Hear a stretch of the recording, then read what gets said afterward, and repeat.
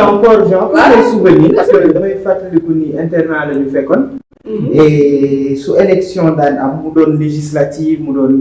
présidentielle soo daan Radio Sénégal la ñu daan déglu. Effectivement. Et nous l'exercice qu'on faisait faire c'est de reporter tous les scores yi ñuy wax à la radio. Et quand vers 19h, 20h, etc., tu vois que les choses sont en train de pencher un peu plus, etc., on nous avait inculqué une certaine peur. On nous disait quelque part, Abdoulaye Wade, s'il prend le pouvoir, c'est fou. Parce que nous tout fitness. Et ça me permet de dire aujourd'hui que et changer le Sénégal, je ne suis pas partisan, je ne suis pas contre vous non plus. Mais de même, si on connaît l'histoire politique du Sénégal, on se gargarise beaucoup d'avoir été, enfin, historiquement d'être un État de droit, d'être une grande démocratie. Mais dans la réalité des faits, nous avons souvent fait tort à la démocratie. Abdoulaye Wade, plus jeune, nous plus jeunes, on raconte beaucoup d'élections. Il y a une culture qui vous perd le code de façon très flagrante. 88, 93, suma juumul am na yeneen élection yu ñu doon wax donc soo jëlee Abdoulaye Wade tout le temps emprisonné aussi nga jël Abdoulaye Wade qui entre dans les gouvernements loolu la ñuy jël naxee ñu ko ne ñu ça vous prouve que nous sommes un grand État mais dans la réalité benn fait man la jàpp si 19 mars 2000 finalement à la fin de tout c'est quand on nous dit le président sortant a appelé pour féliciter son adversaire. Je dis, ah, voilà. Aujourd'hui, 23 ans plus tard, je peux me dire, tiens, finalement, on est quand même un grand pays. Parce que j'ai eu la même crainte en 2012 pour moi, mais de moi, Macky Sall, et que demain, fitna day am. 10 minutes avant, parce qu'il y avait quelqu'un qui avait dit que Abdoulaye n'avait pas perdu. Effectivement. Et moi, finalement, li may xaw a d'accord ak moom mooy que il y a quand même toujours une certitude. Waaw, li may d'accord ak yow mooy que finalement l'après-élection au Sénégal nekkate jarul tiit mais jusqu'à quand est-ce que jalons yi ñu nekk di poser actuellement jox nañu ñun ñu gëm ni su fekkee 19 mars 2024 dana mel na yeneen. maanaam Macky Sall est-ce que dina fair play comme ñeneen ñi ko fi di gën a. parce que xam nga man soo ma laajee loolu la question principale damay répondre par une question. xam nga man 19 mars 2024 le président de la République Macky Sall la fi war a fekk mais waru fi fekk le chef de parti Macky Sall maanaam le chef de parti Macky Sall n'aura rien à dire sur le 19 mars 2024 parce que normalement si tout se passe bien yoonam new ci mais ce sera le président de la République parce qu'il sera encore président de la République mais sortant moo am lu mu wax ci 19 mars 2024 wax nag day laaj dégg on se comprend léegi man xam nga yow yaay wax ci troisième mandat non moi je t'ai dit second quinquennat man émission moom soo si nekkee écouté parce que doo poser question da ngay sa xalaat et tey chroniqueur la dama ne 19 mars 2024 le chef de parti le chef de l'APR du ko fi fekk amul lu mu ci wax mais le président de la République sortant mooy am pour appeler su fekkee léegi man foofu sama question est-ce que dina am adversaire au rythme où vont les choses non mais waxante dëgg parce que oui sincèrement après je laisse la parole mais xoolal ce qui est en train de se passer yow jëlee nga nit nee nga ko da ngay ñëw tribunal monsieur Seck man suñ ma convoqué mais su ma neexee parce que j'y vais librement wax samay doom samay soxna samay xarit samay maîtresse ne leen mais ñu dajee tribunal parce que man loolu laa moom dafa am njaboot politique ñoom la sax ne fekk leen ma tribunal et écoutons bien le discours de cet opposant waxul demain audience publique la nañ ñëw leen ñu ànd dem tribunal dafa ne yéen ñëpp dem leen tribunal donc il donne un lieu précis pour nit ñi war a daje et il a le droit de le faire génn di dem ñu ne ko non doo dem finalement ñun ñoo lay yóbbu ok yóbbu ngeen ko léegi pare ngeen maa ngi ñibbi sama kër ñu ne ko non ñun ñoo lay yóbbu c'est-à-dire le mec avec dañ koy forcer sax faveur yi ñu ko bëgg quoi ba bëgguma am naa oto bàyyi leen ma def ñu ne ko non ñun ñoo lay yóbbu. yoo xam naa c'est que dina la pour sa sécurité. léegi yegg sonn ne bàyyi leen ma xoolal ma xaw a génn man fi may fajoo nii à 500 mètres de ma maison bàyyi leen ma dox dem faj ñu ne ko non non doo dem léegi may leen ambulance mu ñëw c'est-à-dire qu'on est en train malheureusement man je n'ai aucun espoir que 19 mars 2024 on aura le droit la possibilité de faire ce type d'émission là di waxtaan ci jàmm on ne pose aucune pierre bu ñuy yóbbu ci jàmm nañu waxante terminé nag et teguñu doxuñu tànk jàmm mais je refuse qu'on dise à un oppressé à un oppressé damay wax sama xalaat laa wax à un oppressé que yow yaa créé violence parce qu'il y a une partie parmi les deux qui a l'entière possibilité de faire arrêter tout ça c'est celui qui détient les moyens de répression tey Macky Sall su ne woon police gendarmerie dem tribunal Ousmane Sonko laajuma leen ci dara billaay dara du am su newee ñi diw Ousmane Sonko laajuma leen ci dara du am on va kenn du ko xaalal yoon day dox tribunal bi juge baa ngi xaar avocat yi jiitu nañ même si lui n'est pas là on est dans un type de procès boo xam on ne requiert même pas la présence obligatoire en tout cas du prévenu mais ngeen wax ak ay avocat lu mu tardé dina leen le fait bàyyi leen ko et donc pour dire nañu bàyyi di wax à l'oppressé et c'est ce discours là qu'il faut commencer à dire aux gens tout clairement à dire aux oppressés que yéenay créer violence gatsa ak yeneen yoo am sama làmmiñ mayewu ko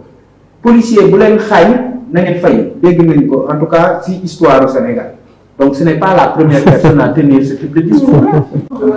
bon lii nag sama premier xalaat waaw man dama Oumy gis na man je suis pas dans le fétichisme de l'histoire j'aime pas cela d'ailleurs samay xarit historien parfois ils m'ont dit que tu insultes notre matière en fait parce que c'est pas que je ne crois pas à l'histoire mais je trouve qu'on le raconte de manière un peu trop belle par moment en tout cas dans nos pays africains je peux pas donner des exemples balaa ñu ne damay saaga une communauté ou quelque chose mais am na yoo xamante ni dañ ma koy raconter cette histoire man je me dis il y a rien d'extraordinaire c'est quelque chose de normal on nous a toujours fait croire que l'opposant Abdoulaye Wade par exemple c'est quelqu'un entre guillemets privilégié boo xamante ni mënoon na dem prison après ñëwaat bokk ci gouvernement et cetera c'est bien beau à entendre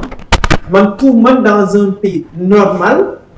loolu sax warul extraordinaire en fait parce que ñoom ñëpp dañu ne dañuy politique et li leen soxal mooy réew mi avancé donc opposant bu jàpp ne moom su duggee ci gouvernement réew mi avancé pour man loolu y a pas quelque chose d'extraordinaire c'est beau nag comme pour l'image mais man je suis quelqu'un qui exige un peu plus que cela de nos dirigeants voilà de ceux qui aspirent à nous diriger donc c'est pour ça souvent quand on me parle de la tradition démocratique du Sénégal j'apprécie mais je vais pas plus loin que ça parce que je me dis su ma xoolee man fi ma commencé ràññee ak fi ma tollu tey li may gis mooy on nous dit qu'on a parcouru du chemin mais en réalité defuñu grand chose discours bee rafet rek maintenant pour venir à ce qui se passe actuellement Abdoulaye Wade lui prend le pouvoir en 19 mars 2000 et les attentes des Sénégalais des populations sénégalaises étaient très grandes non pour ñoom tey il commençait dund àjjana parce que quelqu'un s'est battu pendant 27 ans aujourd'hui il sait ce que vivent les Sénégalais et il va tout faire pour que cela s'améliore mais man dama bokk si ñi fi nekkoon 2011-2012 dama bokk si ñi nekkoon ci tali bi dama bokk ñi nga xamante ni fekkee nañ bi commissaire Arona Sy di joxe ay ordre pour ñu dóor ñu ndox bu tàng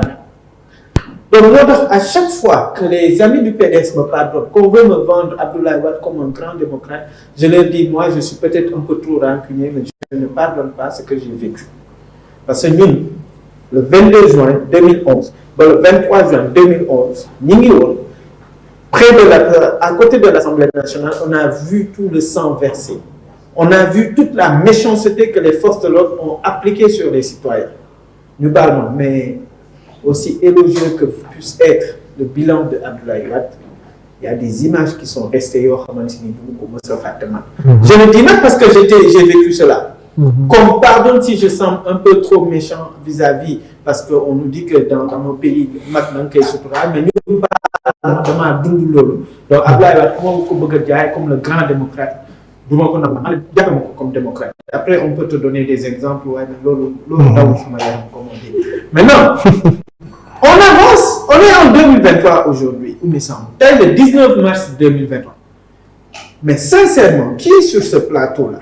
a l'impression que depuis le Sénégal,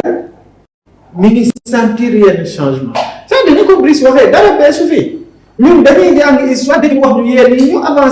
l'impression qu'on vit à peu près les mêmes situations, sinon c'est en train de s'empirer. Il paraît qu'un président américain disait que l'Afrique n'a pas besoin de grands hommes mais d'institutions fortes. Alors que nous, on se targue, je suis en train de faire un lien, on se targue d'être une grande démocratie. On se compare à qui? À certains pays de la sous-région. Hein. Donc, si tu veux vraiment te targuer comme une grande démocratie, tu te compares aux grandes démocraties. Absolument. Tu ne vas pas te comparer à celles qui font beaucoup moins que toi depuis des siècles et qui n'aspirent même pas à atteindre ton niveau. Ouais. Donc, je me C'est religieux très sénégalais. Nous sommes un pays 95% musulmans. Musulmans et là donc, nous avons 4% et demi de chrétiens, mais malgré tout, nous sommes un pays laïque. Ça veut dire que nous avons un problème que nous devons poser sur la table. C'est bien d'avoir cette cohésion sociale. En tout cas, on l'a dit partout. Mais ça appelle même à une étude de quel type de république nous avons. Peut-être que ce sont des filles, mais pour moi, nous avons besoin de revoir ce que nous appelons la République. La laïcité, c'est un concept que aujourd'hui. La France, en tout cas, si on veut appliquer la laïcité à la française, mais nous sommes mal barrés parce que c'est une laïcité anti-islamique. C'est un concept anti-islamique. Donc, pour venir au concret, ce qui se passe avec l'opposant Ousmane Sonko, mon ami c'est, j'ai beaucoup d'amis à la paix. Et je respecte énormément de gens de la paix. Pourquoi? Parce que vous avez décidé à un moment, il y a des politiques, parce que de faire un pour nous nekk au devant de la scène. Nous sañoon tey dimanche bi yaa ngi toog ak sa njaboot di naan sa njaaxal na mais parce que tu as décidé de t'engager mais gis nga loolu bu mu tax tamit man yow dama bokk ci ñu ma gën a naaw affaire parce que xam naa je t'ai suivi je te connais je sais nan ngay waxee li nga gëm ngay wax on peut être d'accord ne pas être d'accord mais au moins yaa ngi wax li nga gëm mais tey dama gis une certaine frange boo xamante ni ñun ñoo àndoon 2011-2012 même si j'étais pas dans votre parti ñu ànd xeex ay mbir yoo xamante ni dañoo taxaw ñu am fukki nit ak ñett yoo xamante ni dañoo dee si ñu bokkoon si ñun te loolu la ñu doon xeex donc su ñu toogee tey 2023 ñooñu ma àndaloon ci miiru assemblée bi ci grille yu assemblée yi ñii di xataraay ñii nga dem toj seeni bopp tey ñu bëgg a taxaw bëgg a supporter li nga xamante ni dañ ko xeexoon c'est une incohérence boo xamante ni baaxul ci réew mi sans compter les libertés yi nga xamante ni tey de plus en plus il lay da ngay wax sax say njaboot ne la sëñ bi moytul gars yi jël seen kañ la ñuy wax dañoo bëgg ñu noppi waaw loolu dafa métti ça fait très mal je te jure da ngay wax say njaboot ne la moytul ñu jël seen loolu nag dafa métti ci réew man xam nga fenn ñëpp xam nañu seeni forme fenn mais dafa métti nga wax tamit wax lu xaw a arranger pouvoir mu am ñu bokk ci sama ñoom gars yi dañ laa jënd dañ laa jënd te xamuñu la ngay dundee xamuñu sa dund la nga siy daj soit yéen politiciens yi da ngeen di nangu ne yéen rek yéen nekk ci géew bi ñu bàyyi leen géewal leen ngeen nekk ci ñeneen ñi noppi soit ñu ne c'est une démocratie libre ñëpp mën a wax ñëpp libre mën a défendre seeni avis ku ànd ku nekk ci nga am guddal naa ne loolu la. waaw ça va. Oui. Vraiment, je suis émerveillé par la qualité de mes chroniqueurs qui sont là. Franchement, j'avoue que